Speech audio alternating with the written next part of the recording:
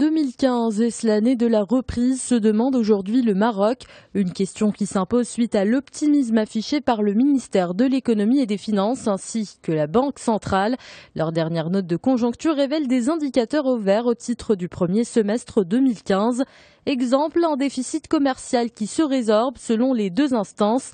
Les données des comptes extérieurs à fin juin 2015 établissent un allègement de 23% du déficit commercial par rapport à 2014.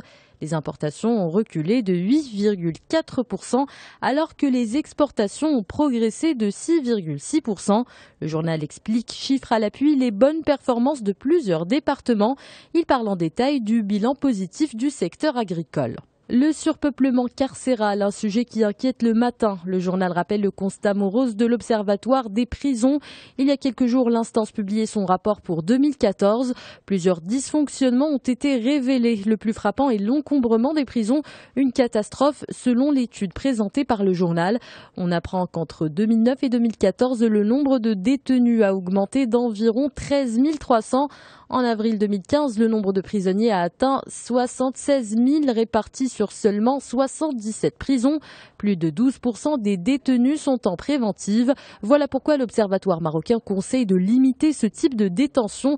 Il suggère l'adoption de peines alternatives pour sortir de cette crise. Son nom était sur toutes les lèvres ces derniers jours. Impossible d'évoquer la crise de la Samir sans parler de Cheikh Mohamed El Amoudi. La sortie de crise n'était pas envisageable sans l'intervention de l'homme d'affaires saoudien. Le président de Coral, l'actionnaire majoritaire de la Samir, est présenté dans les pages des Échos comme un self-made man. Son investissement dans le secteur pétrolier l'a propulsé à la 2e place des fortunes arabes, selon un classement du magazine Forbes. L'exceptionnel parcours du magnat saoudien est raconté en détail dans les pages du quotidien. De son côté, le Soir d'Algérie n'hésite pas à afficher sa déception. La compagnie pétrolière Total décide de se retirer d'un important champ gazier à Lahnat, dans le sud algérien. Le groupe français s'apprête à résilier son contrat avec la Sonatrach sur ce projet. Les recherches menées par la compagnie algérienne révélaient que Lahnat allait produire environ 500 milliards de mètres cubes de gaz, soit 10% du volume des exportations algériennes. Mais quand les experts de Total ont mené leur propre étude dans la région, la surprise était au rendez-vous. Les Français se sont rendus compte du faible rendement de leur investissement.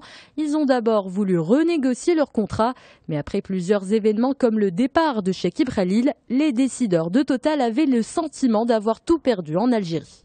La lutte contre le terrorisme ne faiblit pas en Tunisie. Après l'adoption de lois, la tenue de forums et de rencontres à ce sujet, les Tunisiens prolongent la bataille jusqu'à leur smartphone. 3 jeunes ingénieurs ont créé une application destinée à signaler les actes suspects liés au terrorisme, écrit Le Temps. L'application, toujours en phase de test, a été nommée Adira le bouclier. Elle a même été présentée au ministère de l'Intérieur. Le Figaro revient pour sa part sur le drame de Tianjin. Les envoyés spéciaux sur place livrent un sombre tableau. Le port chinois semble avoir été éventré par un champ de bataille. Des milliers de voitures ont été carbonisées et des immeubles réduits en cendres.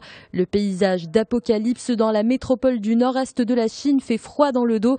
Il donne aussi une idée de la puissance phénoménale des explosions qui ont fait plusieurs dizaines de morts.